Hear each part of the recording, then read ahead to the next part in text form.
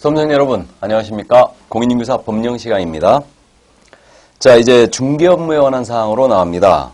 우리 자료 3페이지죠. 3페이지. 그래서 자격을 취득하고 등록하고, 그 다음에 이제 사무소 운영에 대한 부분을 봤고요. 이제 사무소 운영을 봤으니까 중개업무에 관한 사항입니다. 그래서, 이제 사무소를 열고, 이제 이 업무, 중개업무, 중개활동을 어떻게 해야 되는가. 바로 이런 부분. 그래서 이런 기본 소양적인 내용을 오늘 나가는 겁니다. 자, 그럼 중개 업무에 대한 사항으로서 업무의 지역적 범위가 나와 있네요. 그래서 업무 지역의 범위는 지금 그 부분을 읽어드리면요. 법인, 분사무소 포함이고요. 분사무소는 지점이라고 했죠. 그래서 법인 및 공인중개사인 개업공인중개사의 업무 지역은 전국으로 하고 중개인의 업무 지역은 중개사무소 소지지 관할, 시도의 관할 구역으로 한다. 자, 그러면 보겠습니다. 중개업무 관련해서 일단 업무의 지역적 범위거든요. 그래서 개업공인중개사의 종류가 일단 세 가지가 있다고 그랬습니다. 그래서 법인인 개업공인중개사가 있고요. 그 다음에 공인중개사인 개업공인중개사가 있고, 그 다음에 한 사람 더 있죠. 중개인이 계세요. 그래서 이 모두가 이제 개업공인중개사가 분명하고요. 지금 현재 법인과 공인중개사인 개업공인중개사에 대해서는 업무 지역을 제한하는 규정이 없습니다. 우리 법에. 없다 보니까 이들의 업무 지역은 전국이다라고 해석이 되는 거예요. 전국. 그러니까 이 얘기는 사무소를 어디다 두든지 간에 관계없이 전국에 있는 물건을 모두 중개할 수 있다는 뜻이죠. 다만 중개인은 자신의 사무소입니다. 사무소 소재지 관할, 시도의 관할 구역을 업무 지역을 하고요. 이 안에 있는 물건에 하나에 중개할 수 있죠. 그럼 예를 들어서 우리 중개인은 옛날 국법 시대에 개업을 했던 분들인데 이분들의 기득권을 그대로 유지한다고 했습니다. 그래서 이 중개인들은 지금 현재 사무소 소재지 시도가 업무 지역이다. 그렇다면 예를 들어서 경기도 광명시에 사무소를 두고 있는 거예요. 중개인이. 그럼 이분의 업무 지역은 어디란 얘기예요? 경기도란 얘기죠. 그래서 경기도 물건만을 중개할 수 있음이 원칙이란 얘기입니다. 여기까지. 자, 그래서 업무 지역 제한이 유일하게 중개인한테만 있다는 점, 이 점을 기억을 해 두시기 바랍니다. 자, 그럼 이제 겸업으로 넘어가겠습니다. 겸업. 그래서 이 겸업으로 들어왔는데요. 지금 이 겸업은 중개업 외에 우리 개업공인중개사가 주 업무 활동이 중개업이지 않습니까? 중개업 외에 또 다른 업무를 할 수 있겠는가? 바로 이 문제예요.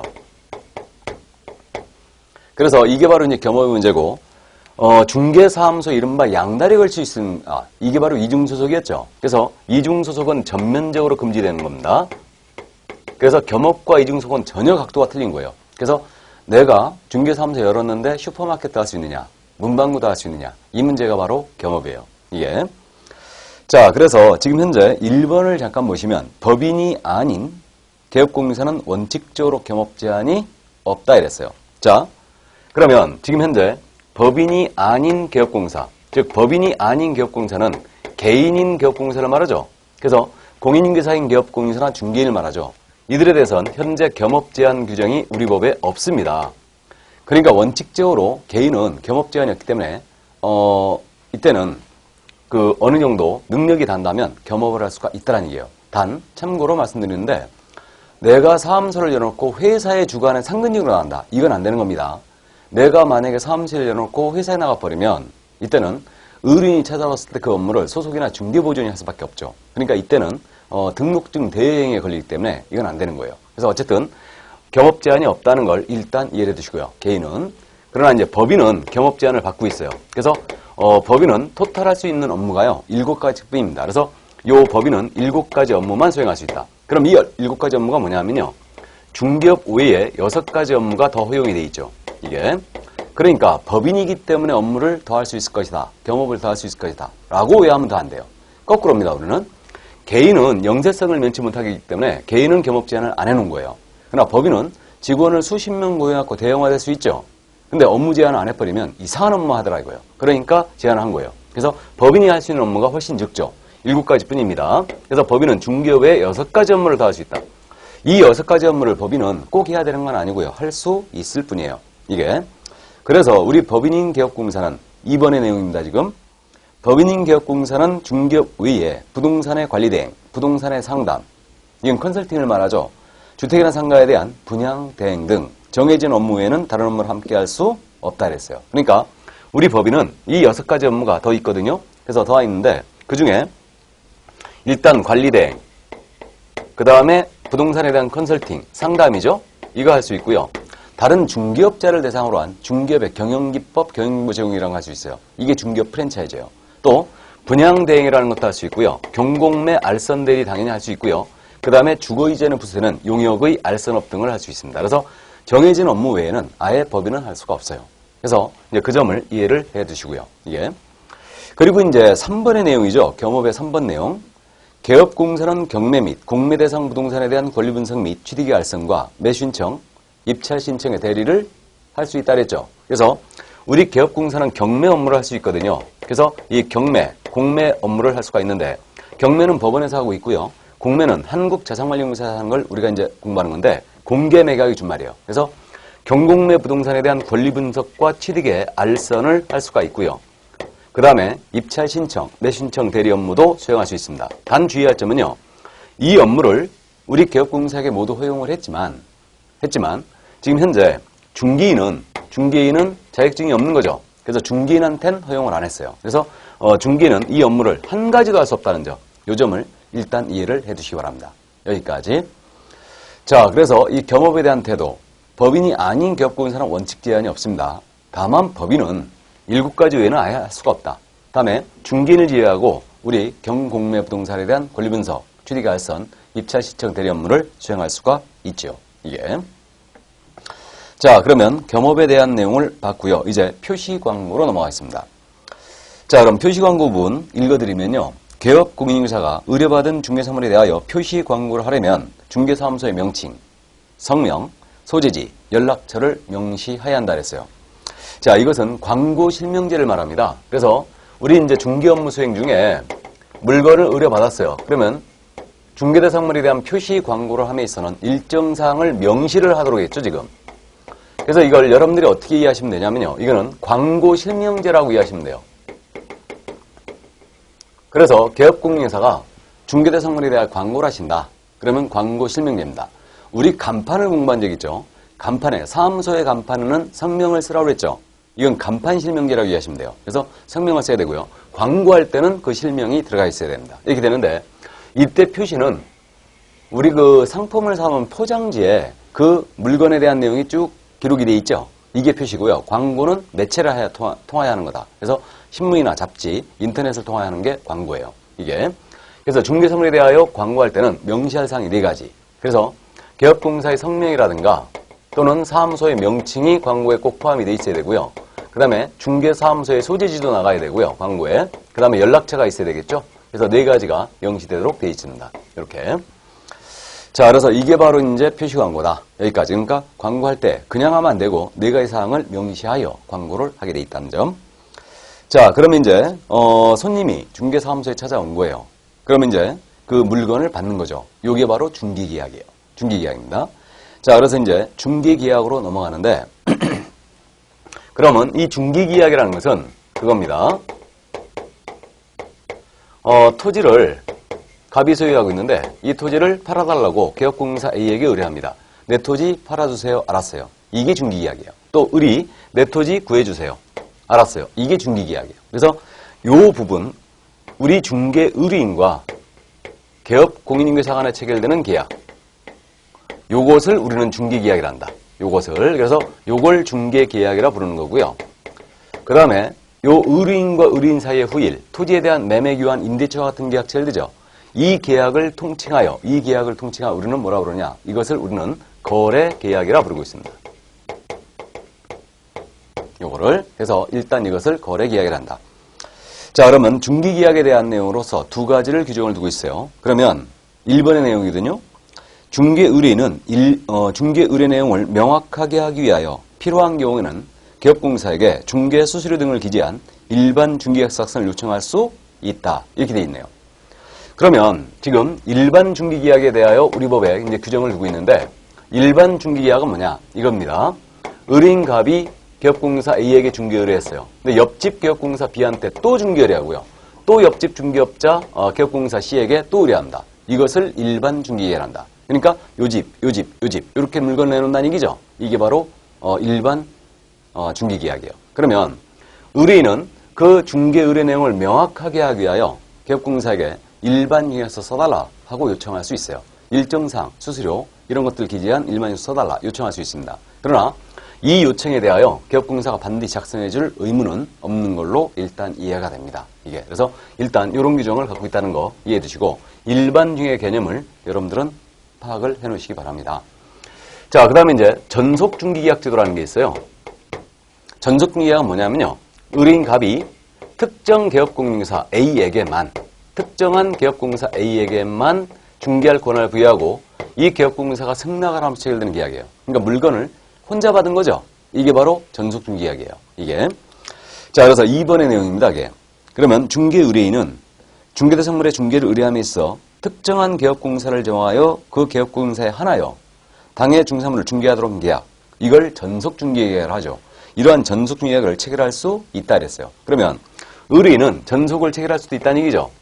이때 이제 이 자료에는 이 내용이 안 들어가 있는데 전속을 체결한 우리 기업공사께서는 의뢰인 피해 방지를 해서 전속증약서를 사용할 의무라든가 작성할 의무라든가 이걸 보관할 의무라든가 정보 공개 의무 등이 발생되고 있습니다. 그래서 이런 의무가 있고요.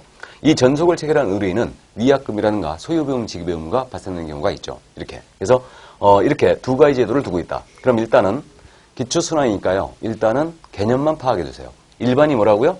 다른 중개업자에게도 중개 의뢰할 수 있다는 얘기죠. 근데 전속은 다른 기업공사에게 중개를 의뢰할 수 없는 거예요. 이게 바로 이제 전속이다. 그래서 특정 중개업자에게만 물건을 맡기고 그 기업공사에 한하여 이제 중개할 수 있다는 얘기죠. 자, 그럼 그 정도 중개계약은 이해를 해두시고요. 이제 부동산 거래 정보망이에요. 그러면 이제 물건을 받은 거예요. 그럼 이 물건을 이제 정보망 등에 이제 공개를 함으로써 물건의 거래를 성사를 노력을 하는 거죠. 자, 그래서 이 부동산 거래 정보망은 뭐냐면요. 부동산 거래 정보망은 인터넷을 통한 거래 시스템이에요. 이게. 그래서 지금 현재 인터넷을 통하여 거래를 상당히 많이 하고 있는데 이 정보망의 개념은 그겁니다. 정보망은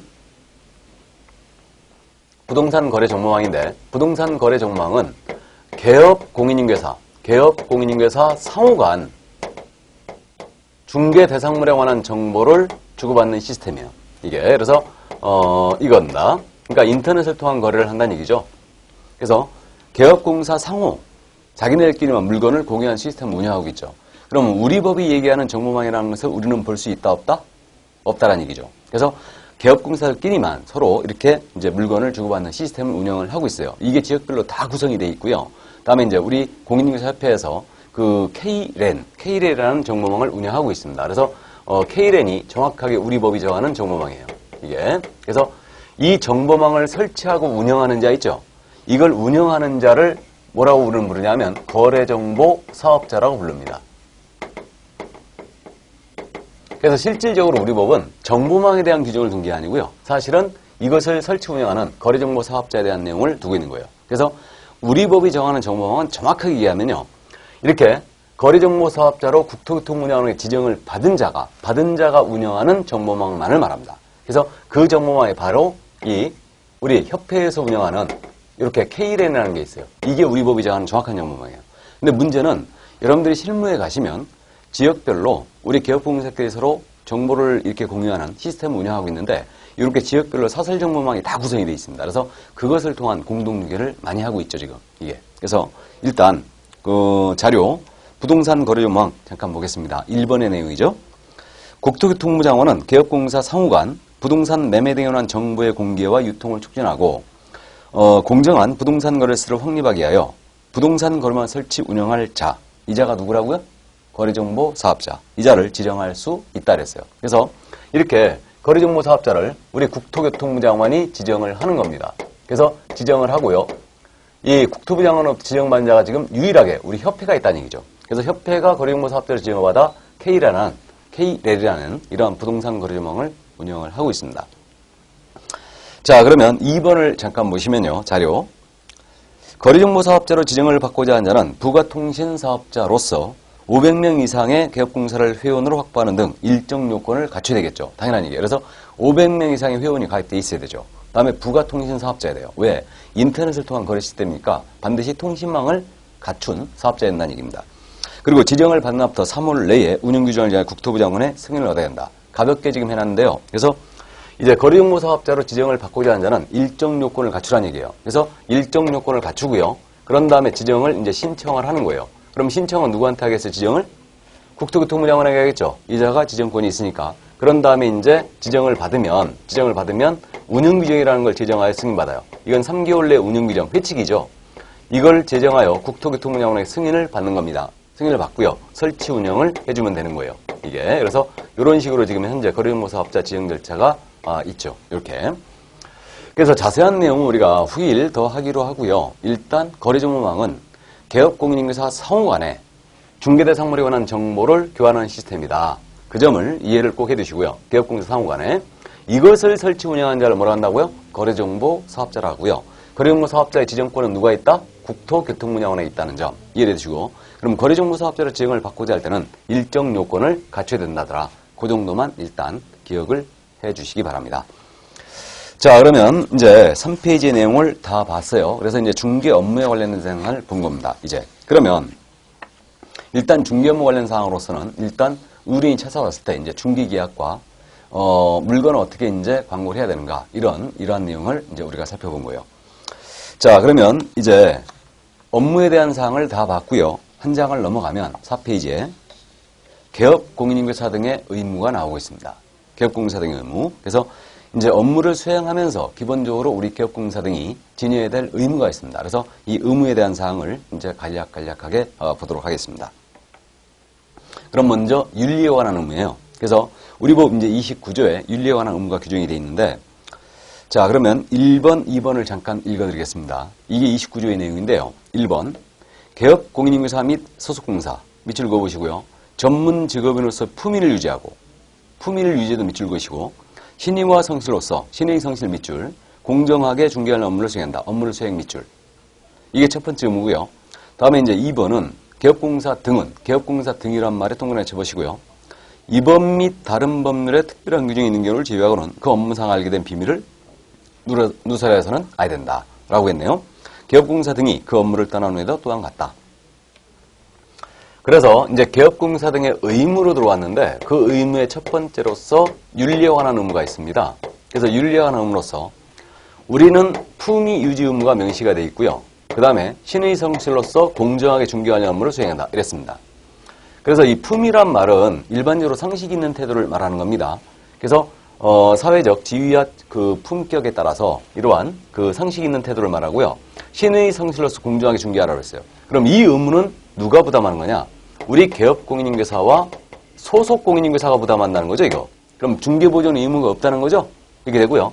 그 다음에 전문 직업인들은 대부분 비밀 준수가 있죠. 그 추세에 따라서 우리도 있는데, 문제는 비밀을 준수해야 할 자가 누구냐면요. 개업공인인증사 등이라고 돼 있죠, 지금. 그럼 개업공사 등이란 말이 등장했는데, 개업공사 등이란 말은요. 개업공인인증사 외에도 소속공인인증사도 포함하고요. 다음에 중개보조원도 포함하는 겁니다. 그 다음 법인의 경우는 임원사원들이 있는데 그 임원사원들도 포함이 되는 거죠. 이렇게. 그래서 중개업 종사자 이른바 전체를 우리는 개업공사 등이라는 거예요. 그래서 이들은 업무상 알게 된 비밀을 특별한 사유가 없는 한 누설하면 안 됩니다. 그 다음에 그 직을 떠난 후에도 또한 같아요. 그래서 업무를 떠났다. 즉 우리 개업공사가 폐업을 했던 소속이나 중개보조원이 직을 사임했던 임원사원이 사임했던 관계없이 끝까지 죽을 때까지 지켜야 할 의무가 된 거예요. 그래서 비밀준수 의무가 있다는 점 이해만 해두시고요. 품위 유지 의무라든가 공정중개 의무가 있는데 이 의무는 보조원은 빠져 있고 개업공사와 소속공사에게 부여된 의무라는 점 이해만 해두시기 바랍니다. 자, 그래서 기본 윤리에 관한 의무를 받고요. 이제 핵심적인 중개행위로 왔죠. 확인 설명 의무로 갑니다. 자, 그러면 이제 확인 설명 의무인데 중개 대상물에 대한 정보를 브리핑할 의무예요. 이게 바로 확인 설명입니다. 그럼 이제 핵심적인 중개 활동 중에 하나를 말하죠. 자, 그래서 1번을 잠깐 읽어드리면 개업공사는 중개를 의뢰받은 경우는 중개가 완성되기 전에 법정사항을 확인하여 이를 당해 중사물에 대한 권리를 취득하고자 하는 중개 의뢰인에게 성실 정확하게 설명하고 부동산 종합증명서 등 설명의 근거자료를 제시해야 한다 그랬어요. 그래서 이제 핵심적인 중개행위로 들어왔거든요. 그래서 확인 설명 의무로 들어왔는데 자, 확인 설명 의무는 여러분들 쉽게 이해가 될 겁니다. 그럼 이 확인 설명 의무는 그거 아닙니까? 이 토지를 소유하고 있는 갑인데 이것을 을과 거래하시는 거예요. 이 거래를 이제 A라는 자가 소개를 하고 있는 거죠. 그럼 지금 확인 설명은 어떻게 되느냐? 자, 개업 공인인계사는 중개를 의뢰받습니다. 의뢰받으면 중개가 완성되기 전까지요. 이 토지를 취득하자 하는 중개의뢰인이죠. 취득의뢰인에게 이 중개사물에 대한 정보를 확인하여 중개 완성되니까 확인하여 성실 정확하게 설명을 하고 and 그 설명의 근거 자료를 제시해야 한다라고 했어요. 이게 확인 설명 의무예요. 그럼 확인 설명은 누가 하라? 개업공사가 직접 하라. 근데 이 행위를 우리 소속 공인인계사는 할 수 있어요. 있습니다. 이렇게 됐고요. 그 다음에 중개가 완성되기 전까지 설명하는 겁니다. 누구한테요? 취득의뢰인한테. 쌍방이 아니겠죠. 그 다음에 설명할 때 말로만 하면 안 되고요. 설명의 근거자료, 즉 토지에 대한 토지대장, 건축물대장, 부동산 종합증명서 등을 제시하라는 얘기죠. 그래서 이런 것들을 제시하여 설명을 하라는 얘기예요. 이게 바로 확인 설명 의무죠. 그럼 이제 그 자료 확인 설명 2번에 있는 내용이죠.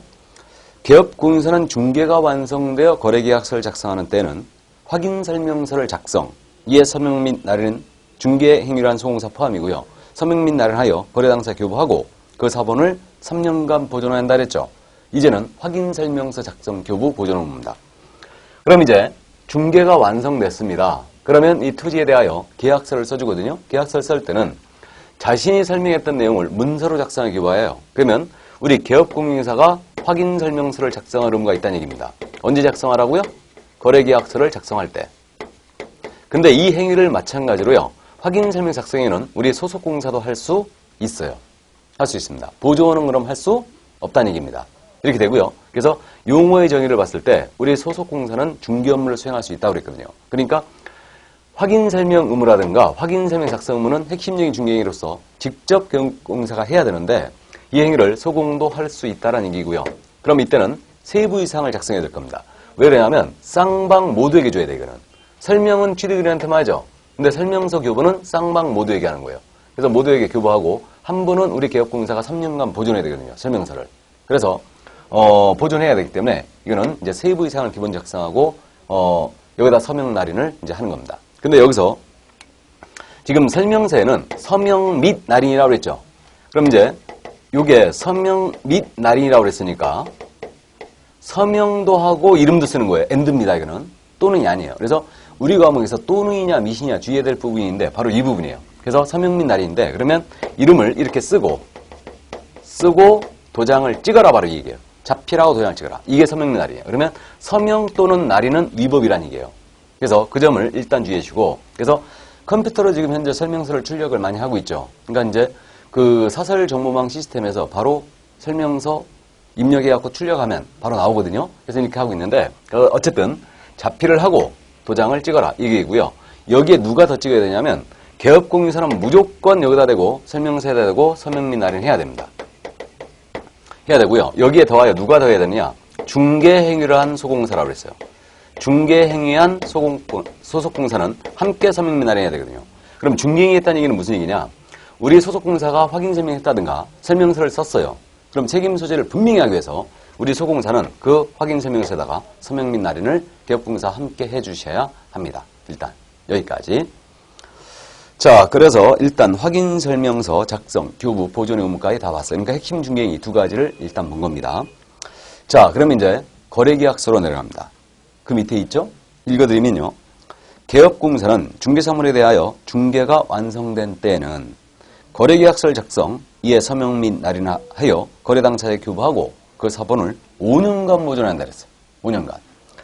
자, 그럼 거래계약의 개념은 말씀드렸죠. 거래계약은 의뢰인과 의뢰인 사이에 체결되는 매매, 교환, 임대차와 같은 계약. 이것을 우리는 거래계약이라 부른다 그랬고요. 그러면 우리 개업공사는 자신이 소개한 물건에 대한 거래가 완성되면 전문가답게 계약서를 써주라는 얘기예요. 이게 거래계약서입니다. 그럼 거래계약서는 누가 써야 되겠습니까? 개업공사가 써야 되죠. 근데 이 행위를 누구도 할 수 있다? 소공이 할 수 있죠. 그래서 언제 쓰느냐? 중개가 완성됐을 때. 그럼 중개 완성 시기는요. 이거는 계약 체결 시점을 말합니다. 그때 계약서 써야 되니까. 그러니까 잠금시가 절대 아니에요. 그래서 계약이 체결되면 중개 완성됐으므로 전문가답게 거래계약서를 작성하는데 이때 몇 부 이상 해야 되겠어요? 당연히 쌍방에게 줘야 되니까 쌍방 두 부하고 여기 기업공사는 한 부 5년간 보관하라고 했죠. 그러니까 역시 세 부입니다. 그래서 설명서든 계약서 등 일단 세 부로 보이고요. 그러니까 세 부를 작성하여 쌍방 교부하고 한 부는 5년간 보관해야 돼요. 마찬가지로 이 거래계약서는 서명 및 날인을 역시 해야 됩니다. 그럼 서명 및 날인 누가 하라고요? 계약공사와 중개행위한 소공사가 함께 서명 및 날인하는 거예요. 그래서 여기다 대고 도장을 이제 같이 서명 및 날인이다. 이름을 쓰고 도장을 찍게 되죠. 그래서 이제 핵심 중개행위 세 번째 거래계약서를 본 겁니다. 그럼 이제 정리하면 확인 설명서를 중개 완성되면 작성하여 쌍방교부하고 한 부는 3년 보관이죠. 두 번째는 거래계약서를 작성하여 쌍방교부하고 한 부는 5년간 보관이죠. 이거는. 그 다음에 확인 설명서 등 거래계약서 등 이 두 서류에는 반드시 서명 및 날인이라는 겁니다. 서명 또는 날인이 아니라는 거죠. 그래서 우리 법령에서 개업공사와 중개행위한 소공이 서명 및 날인할 서류가 딱 두 가지가 있는데 그게 바로 확인 설명서와 거래계약서예요. 이렇게 되고요. 그 다음에 이제 서류 보존이 나왔거든요. 서류 보존인데 확인 설명서 3년 보존이에요. 거래계약서는 5년 보존이죠. 중개 완성문서니까. 그 다음에 이제 하나 서류가 더 있는데 전속 중개계약 기억납니까? 그러면 전속 중개계약 체결 시에는 우리 기업공사는 전속 중개약서를 작성하게 돼 있어요. 이때 이 전속 중개약서도 3년 보관하게 돼 있죠. 그래서 서류 보존은 전속 3, 확인 설명서 3년, 거래계약서 5년 이렇게 이제 세 서류가 보관 서류예요. 일단 참고해 두시고. 자, 그래서 핵심 중개행위 세 가지 확인 설명 작성, 거래계약서의 작성까지 다 봤습니다. 자, 그럼 이제 다음으로 손해배상으로 넘어갑니다. 손해배상. 그래서 이제 손해배상 의무인데요. 우리 기업공사가 업무 수행을 하다가 만약에 의뢰인의 손해를 입혔다. 그럼 손해배상 책임을 집니다. 또 고용인을 고용하여 업무를 하다가 고용인인 자가 의뢰인에게 손해를 입혔다. 그럼 그 손해배상 책임을 고용인도 짐과 동시에 우리 기업공사가 함께 집니다. 그래서 이게 바로 이제 손해배상 책임인데 1번을 읽어드리면요. 기업공사는 중개행위를 함에 있어 고의 또는 과실로 인하여 또는 자기의 중개사무소를 다른 사람의 중개행위 장소로 제공함으로써 거래당사에게 제한상의 손해를 발생해야 할 때는 그 손해를 배상할 책임이 있다 이랬어요. 자, 그럼 이제 손해배상으로 넘어왔는데요. 손해배상. 뭐 가볍게 이해하시면 되겠네요. 그래서 업무를 수행하다가 손해 입히면 당연히 손해배상 책임을 져야 되지 않겠습니까? 그래서 대전제는 이 손해배상 의무는요.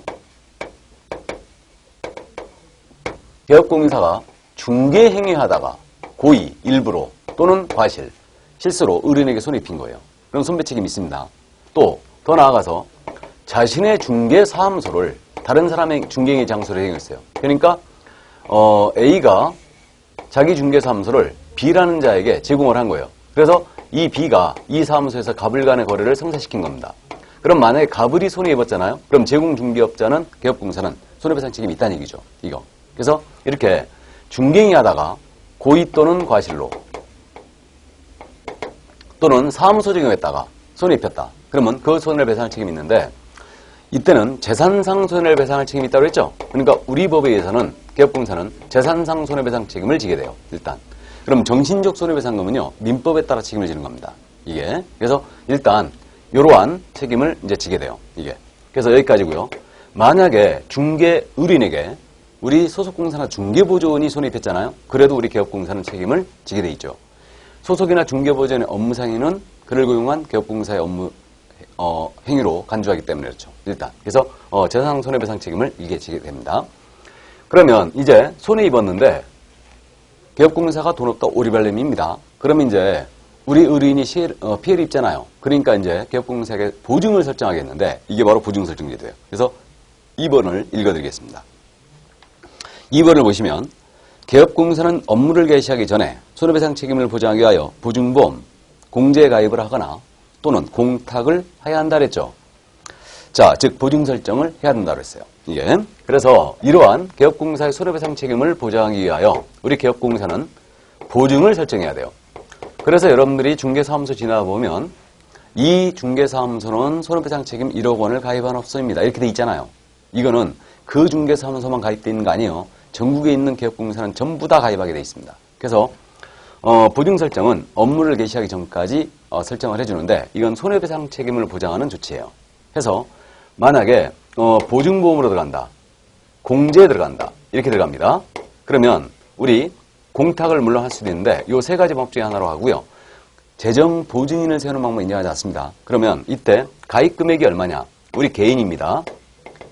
공인중개사인 개업공사라든가 중개인이에요. 이들은 1억 원 이상의 가입을 해줘야 돼요.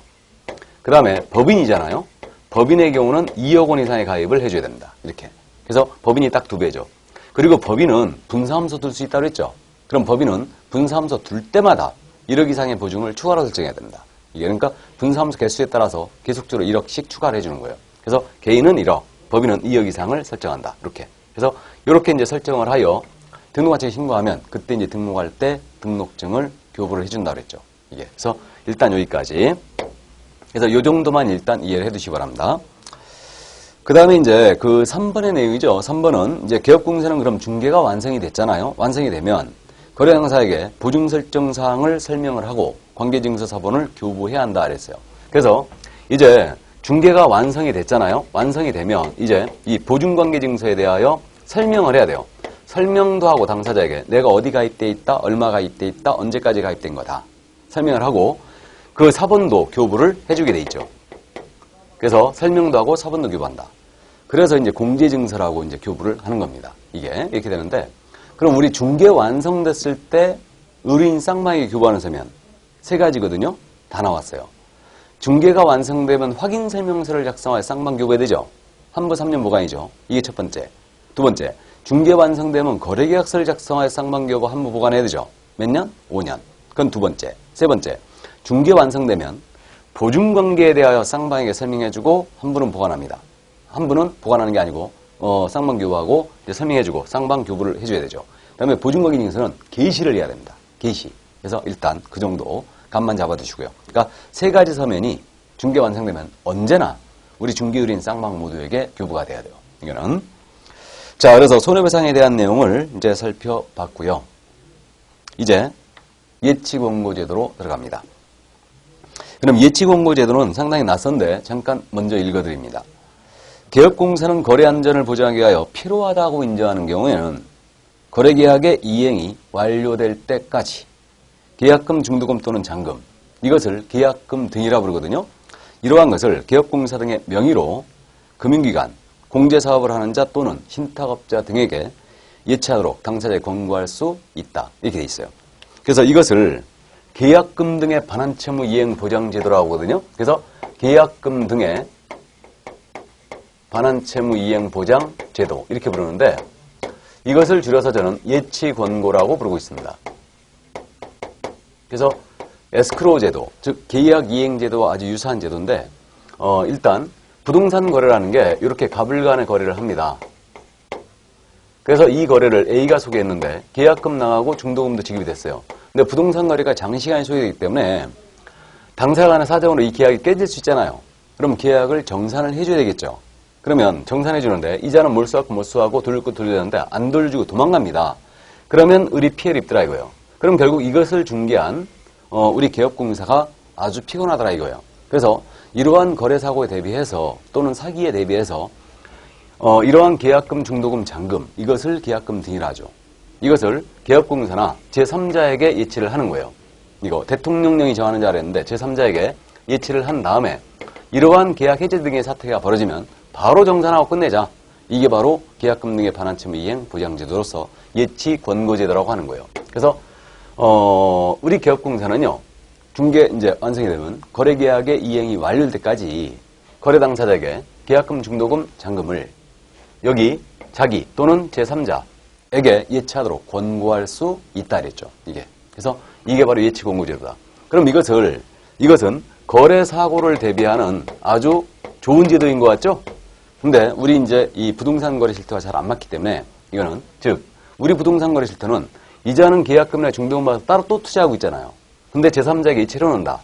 이거는 우리 실태와 잘 안 맞습니다. 그래서 그 타협점에서 예치 권고할 수 있다라고 돼 있는 거예요. 꼭 예치를 해야 된다 그런 거 아니죠. 그래서 이러한 거래 사고에 대비해서 이제 예치 권고를 할 수도 있다. 그러면 이제 당사자가 노예버리면 끝이거든요. 근데 오케이를 하게 되면 이제 이렇게 개업공사 명의로 예치했을 때는 일정한 의무가 이제 부여가 되죠. 이게. 자, 그래서 예치 권고제도 이런 게 있다더라 라고만 일단 이해해 두시고요. 이제 의무로서 부작위 의무죠. 5페이지로 넘어갈까요? 부작위 의무로서 금지행위라고 되어 있어요. 금지행위는 그럼 말 그대로 하지 말아야 될 것들을 말하는 거죠. 그래서 일정한 행위를 하지 말 것을 이제 규정을 두고 있는데 이게 바로 금지행위입니다. 그러면 이 금지행위에 대해서는 일단 우리 법 33조에 근거하는데 하지 말아야 될 부작위 의무예요, 이거는. 그러면 이제 금지행위인데 이 금지행위는요, 개업공인중개사 등이에요, 역시. 그래서 개업공인중개사 등은 요러한 행위를 하지 말아라. 그래갖고 7가지 금지행위가 규정이 되어 있어요. 이걸 7금지라고 부릅니다. 7금지. 7공주 말고. 그래서 7금지라고 그러는데 그 7가지가 지금 7번까지 나열이 되어 있죠. 그래서 먼저 중개대상물에 대한 매매업이 금지가 되어 있어요. 부동산을 사고 팔고 업을 하는 거 안 됩니다. 이상하지 않아요? 이상하죠? 우리 개업공사가 부동산을 갖고 노는 사람인데 부동산 사고 팔고 업을 하는 거 안 돼요. 이거는 자기가 알고 있는 정보를 이용하여 부동산 투기를 조장할 거라고 그런 겁니다. 이게 첫 번째 금지행위고, 두 번째, 무등록 중개업자임을 알면서 그를 통하여 중개를 받거나 그에게 명의를 이용케 하는 게 안 됩니다. 즉, 무등록 중개업자의 탄생을 막기 위해서 무등록 중개업자와 거래하는 행위 금지예요. 이게 두 번째 금지입니다. 그 다음 이제 세 번째로 우리는 법정 한도가 정해진 중개 보수가 있죠. 그래서 보수를 초과하여 받는 행위 금지행위죠. 보수 초과 수수 당연히 금지예요. 그러니까 정해진 한도를 단 한 필이라도 초과해 받으면 안 됩니다. 그 다음에 네 번째로 거짓된 언행 등으로 중개 의뢰인의 판단을 의식하게 하는 행위가 금지되어 있어요. 거짓말하지 말라는 얘기죠, 얘기는. 그래서 중개사물의 거래상 중요 사항이 있어요. 상태에 대한 정보, 권리관계에 대한 부분, 공법상 제한하는 부분, 이런 것들이 있는데 이러한 것들에 대하여 거짓말을 하지 말아라. 지금 이렇게 돼 있죠. 그래서 거짓된 언행, 이게 네 번째 금지행위고요. 그 다음 다섯 번째는 부동산 분양 임대인에 관한 증서가 있어요. 증서. 대표적인 증서는 이건 딱지를 얘기하는데 뭐 양도가 금지가 되고 있는 재개발 입주권 또는 이제 청약저축 통장 이런 것들이 증서예요. 그래서 부동산을 분양받을 수 있는 증서죠. 이러한 증서에 대하여 중개를 해서도 안 되고요. 매매업을 해서도 안 됩니다. 당연히 그래서 이거는 거래 질서를 문란케 할 우려가 있기 때문에 다섯 번째로 금지가 되어 있고요. 그 다음 여섯 번째, 중개 의뢰인과 직접 거래하는 행위 안 돼요. 그 다음에 거래 당사자 쌍방을 대리하는 행위도 안 됩니다. 그럼 직접 거래하는 건 뭐냐면요, 그거예요. 중개 의뢰인이 부동산을 내놓으러 왔습니다. 근데 금매예요.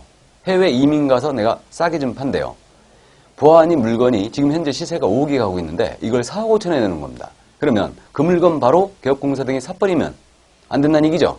그러니까 의뢰인과 부동산에 대해 직접 거래하는 거 안 돼요. 이거는. 그래서 제3자를 통하여 거래해야 됩니다. 다른 중개업소를 통해서. 그래야 되고요. 그 다음에 쌍방을 대리하는 것도 안 돼요. 그럼 쌍방 대리는 이렇게 계약서를 쓰는데 자신이 소개했어요. 그러면 갑도 대리하고 을도 대리하고 혼자서 계약서를 다 써주는 거죠. 이건 안 돼요. 대리하는 행위는 쌍방 대리는 금지다. 그럼 일방으로부터만 개업공사가 대리권을 수여받아서 다른 의뢰인과 계약을 해주는 금지행위가 아닙니다. 그래서 의뢰인과 직접 거래한다. 의뢰인 물건 직접 사거나 의뢰인에게 자기 부동산 팔아치우거나 다 금지행위고요. 그 다음에 쌍방을 대리하는 것도 다 금지예요. 그 다음 마지막으로 투기를 조장하는 행위. 이건 당연히 금지인데 미등기 부동산을 전매했거나 전매중개했거나 이런 행위가 투기조항이에요. 그래서 이러한 투기조항행위를 해서 안 됩니다. 그래서 이것을 우리는 7금지라고 부르고 있죠. 그래서 이렇게 하지 말아야 될 7가지 금지행위가 있는데 주의할 점은 이 금지행위는요, 개업공인중개사에게만 적용되는 게 아니에요. 개업공인사 외에도 소속공사, 중개보조원, 법인의 임원사원들도 이 금지행위면 안 된다는 얘기입니다. 그래서 금지행위를 하게 되면요, 강력한 제재가 뒤따르게 돼요. 그래서 요 4가지 위반하면요, 참고로 1년짜리 징역사유입니다. 그 다음에 이 3가지 위반하게 하면 이거는 3년짜리 징역사유예요. 그래서 일단 그 정도, 그러니까 금지행위 7가지가 있다더라. 그래서 이 정도. 자, 그래서 개업공인중개사 등의 의무로서 이제 다 본 겁니다. 그래서 확인설명, 계약서, 손해배상, 뭐 예치공고제도 같은 게 있었고, 그 다음에 이제 금지행위가 나온 겁니다. 자, 그러면 여기까지 이제 살펴봤고요. 이제 다음으로는 중개보수가 나오고 있죠. 자, 그러면 중개보수에 대한 내용을 보겠습니다.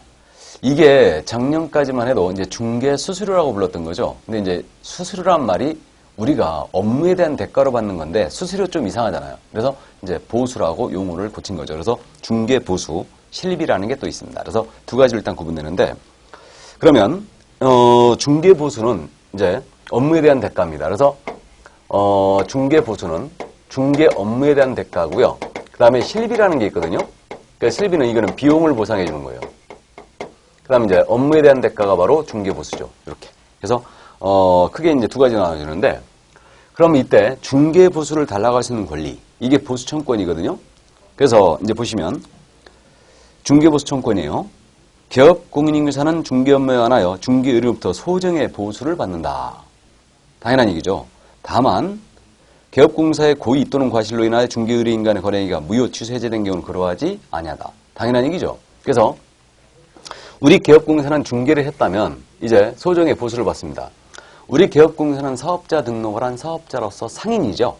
그러니까 상인은 당연히 상인보수청권이 인정되죠. 그래서 일을 했다면 당연히 보수를 받을 수가 있습니다. 그래서 보수를 받을 수 있고요. 다만 이 계약이 만약에 을에게 거짓말을 함으로써 만약에 계약이 성사가 됐다. 그럼 나중에 그 계약이 깨질 수 있죠. 이때는 보수를 못 받습니다. 그래서 그 정도 감만 잡아두시고요. 그 다음에 이제 중개보수의 한도라고 되어 있습니다. 그래서 이 중개보수에 대해서는 우리 법이 엄격히 한도를 정하고 있어요. 그래서 이 한도에 대해서는요. 일단 2번에 있는 내용인데 먼저 읽어드리고 봅니다. 주택의 동그라미 쳐보세요. 주택의 중개에 대한 보수는 매매 교환의 경우는 일방으로부터 0.9%, 임대차 등의 경우는 0.8% 범위 내에서 시도조례를 정하고 주택 외의 중개사물에 대한 중개에 대한 보수는 일방으로부터 0.9% 범위에서 국토교통부를 정한다. 이랬죠? 그래서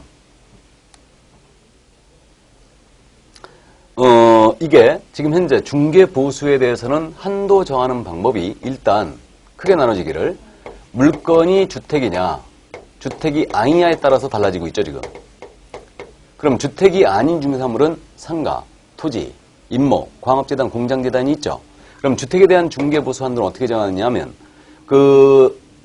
이거는 국토교통부령이 정하는 범위에서 시도조례로 최종 정합니다. 시도조례로. 그래서 시도조례를 정하는데 이게 일방으로부터 주택의 매매교환이잖아요. 매매교환계약은 일방 0.9%, 임대차 등의 경우는 일방 0.8%죠. 최고. 이렇게 정해주고요. 이 범위 내에서 조례가 다시 정하고 있죠. 그래서 특히 우리 주택에 대해서는요. 금액이 일정 금액 6억 이하다. 이러면 낮은 유율치기를 취하고 있습니다. 일단은. 임대차는 3억 이하. 이러면 낮은 유율치기를 취하고 있습니다. 그래서 어쨌든 현재 이렇게 매매교환, 임대차 등으로 구분해서 일방으로부터 일방 최고 0.9, 매매교환은 임대차 등은 0.8로 돼 있죠. 이렇게. 그럼 주택이 아닌 상가, 토지 이런 것들입니다. 이런 것들은 매매교환, 임대차 구분이 없어요. 없이 매매든 임대차든 관계없이 일방 최고 0.9%예요. 이렇게 되고 그래서 국토부령이 이건 직접 정하고 있어요. 국토부령이. 그래서 0.9% 범위 내에서 일단 이거는 국토부령이 정하고 있는데 직접. 그래서 그렇게 이제 돼 있다는 점 이해를 일단 해두시는데 그럼 만약에 주택의 임대차를 중개했잖아요. 그럼 개업공사가 받을 수 있는 최고 한도 쌍방 모두를 중개하면 거래금액이 1.6%가 되죠. 주택의 임대차는 일방 최고 0.8%니까. 근데 상가 임대차예요. 상가는 일방 최고 무조건 0.9%입니다. 그러니까 임대차일지라도 매매일지라도 관계없죠. 그래서 상가나 토지는 모두 일방 최고 0.9%니까 쌍방 모두를 중개했다면 이때는 1.8%까지 받을 수 있습니다. 그래서 한도가 이렇게 돼 있고요. 이 한도를 절대 초과해 받으면 안 된다는 얘기죠. 이게 금지로 돼 있어요. 그래서 일단 그 점 이해해 주시고요. 그 다음에 이제 실비인데 실비는 비용을 보상해 주는 거로 했죠. 그래서 이거는 이제 그 권리관계 확인에 소요된 실비가 있고요. 계약금 등의 반환 채무 이행 보장에 소요된 실비가 있어요. 두 가지로 일단 구분되는데 권리관계 확인에 소요된 실비는 그겁니다. 이거는 중개사물에 대하여 확인 설명을 할 때 말로만 하면 안 되고 설명의 근거자료 제시해 주라고 했죠. 그 근거자료를 떼는 비용이에요. 이게 권리관계 확인에 소요된 실비입니다. 근데 계약금 등의 반환 채무 이행 보장에 소요된 실비는 개업공사 명의로 계약금 등을 예치를 하잖아요. 그러면 본인 같은 거 설정해야 돼요. 그 비용을 물어줘야 하는 주제예요. 그래서 우리 법상 인정된 실비는 요 두 가지 이렇게 이제 인정이 되어 있는데 그 측량비라든가 이런 것들은 전부 다 실비가 아닙니다. 그래서 그 실비에 대해서도 정해진 한도를 절대 초과하면 받으면 안 돼요. 그래서 비용을 보상해주는 측면이 강합니다. 그래서 우리 개업공사의 보수는 일단 중개 보수 이게 있고요. 그 다음에 이제 실비라는 게 또 있는 거죠. 여기까지. 그래서 그 정도 이해만 해두시면 되겠네요. 자, 그래서 중개보수를 간략하게 살펴봤습니다. 다음은 교육, 포상금 제도로 넘어갑니다. 그러면 이제 업무에 대한 대가로서 보수에 대한 부분을 다 봤고요. 이제 교육과 포상금을 이제 보도록 하는 겁니다. 그래서 이제 교육제도가 지금 현재 대폭 개선이 돼 있죠, 현재. 그래서 결론적으로 중개업에 종사하기 전이라면 전부 다 교육을 받으셔야 됩니다. 전부 다. 그래서 실무교육이 됐던 직무교육이 됐던 다 교육을 받게 돼 있어요. 이게 그래서 실무교육에 대한 내용을 보면 제가 읽어드리죠. 5페이지입니다, 지금. 중개사무소의 개설 등록을 신청하려는 자. 법인은 사원, 임원, 분사무소의 책임자 및 소속공사는 등록 신청일, 소속공사는 고용신고일 전 1년 이내 시도지사가 실시하는 실무교육을 받아야 한다라고 했죠. 단 1년 이내 중개사무소 개설 등록을 다시 신청하려는 자는 그러하지 아니하다. 자, 이렇게 돼 있네요. 그러면 지금 현재 교육제도로 들어왔는데요. 이 교육제도. 지금 이 교육에 대해서는 지금 현재 실무교육이란 말이 나왔거든요. 그럼 일단 이 실무교육에 관한은 시도의사가 있습니다. 그럼 누가 언제까지 받아야 되냐? 바로 이 문제인데 중개사무소에 등록을 신청하는 등록 신청인 공인중개사가 받아야 돼요. 법인의 경우는 임원사원이 받아야 됩니다. 임원사원이라는 자, 이 자들이 받아줘야 되고요. 분사무소는 책임자가 실무교육을 먼저 받아야 돼요. 그 다음에 우리 소속공사 있거든요. 우리 소속공인중개사가 고용되기 전에 실무교육을 이수를 먼저 해줘야 됩니다. 그래서 실무교육은 일단 이들이 이제 대상이 되고 있고요. 그 다음에 요 실무교육 언제까지 되냐? 등록 전, 등록하는 경우라면 등록 신청 전 1년. 소공사로서 고용이 되고자 한다. 그러면 고용되기 전 1년 내에 실시하는 실무교육을 이수하게 돼 있어요. 이게. 그래서 만약에 2014년도 15년도 2월 1일 날 만약에 내가 등록을 신청한다. 그러면 거꾸로 역산해서 2014년도 2월 1일서부터 실시하는 실무교육을 이수하면 돼요. 다만 폐업 신고한 다음에 1년 내 재등록을 하거나 소공사로서 근무하다가 그만두고 1년 내 다시 소공사로 근무한다. 그럼 이때는 실무교육을 면제해 줍니다. 그래서 실무교육은 등록을 신청하는 공인중개사와 법인의 경우는 임원사원 전체, 그 다음에 책임자가 받아야 되고요. 분사무소는, 그 다음에 소속공사는 전부 다 실무교육 대상이 되고 있죠. 이게. 그래서 이게 바로 이제 실무교육입니다. 그래서 중개실무에 나가기 전에 받는 교육이다 라고 해서 실무교육이라고 부르고 있어요. 그럼 이제 2번에 직무교육이라고 되어 있죠. 그럼 직무교육은 뭐라고 되어 있냐? 중개보조원은 중개보조 밑줄 그으시고 고용신고일 전 1년 이내 시도지사 또는 등록관청이 실시하는 직무교육을 받아야 한다. 다만 고용관계 종료 신고 1년 이내 고용신고를 다시 하려는 자는 그러하지 아니하다. 자, 그러면 우리 중개보조원은 실무교육이 아니네요. 직무교육이에요. 그래서 이 직무교육의 대상은 일단은 중개보조원이 대상이 되고 있다는 거죠. 그래서 이거는 중개보조원은 직무교육입니다. 이게 언제까지요? 고용되기 전 1년 내 직무교육을 이수하라는 얘기죠. 고용되기 전 1년 내. 다만 보조원 그만두고 1년 내 다시 보조원으로 근무한다. 그러면 그때는 면제해줍니다. 똑같이. 근데 직무교육 권한은 이거는 시도지사 또는 등록관청도 할 수 있죠, 지금. 그래서 이렇게 돼 있죠. 근데 실무교육은 권한이 시도지사에게만 있어요. 일단. 그래서 보조원은 직무교육, 소속공사는 실무교육이죠. 이렇게 이제 이해하시면 되고. 그 다음 이제 3번이에요. 연수교육. 실무교육을 받은 개업공인중개사 및 소속공사는 실무교육을 받은 후 2년마다 시도지사가 실시하는 연수교육을 받아야 한다라고 했죠. 자, 그러면 이제 연수교육인데 이 연수교육이라는 것은 중개업에 종사하면서 보수교육입니다. 이거는. 그래서 이제 제도가 바뀌거나 막 그러잖아요. 법이 바뀌고. 그러니까 보수적인 성격을 띠는 교육이에요. 이거는. 그래서 뭐 우리가 건물 부서지면 보수하듯이 우리가 잊어버리고 제도가 바뀌고 법이 바뀌었다. 그러니까 이거에 대하여 이제 수정을 하는 겁니다. 그래서 이런 보완을 위해서 이제 연수교육을 하는 건데, 그래서 이 연수교육은 대상이 누구냐? 그 실무교육을 받은 우리 개업공인사, 개업공인사나 소속공인사가 대상이 되고 있죠, 지금. 그러면 우리 보조원은 연수교육의 대상이 된다, 안 된다? 안 된다.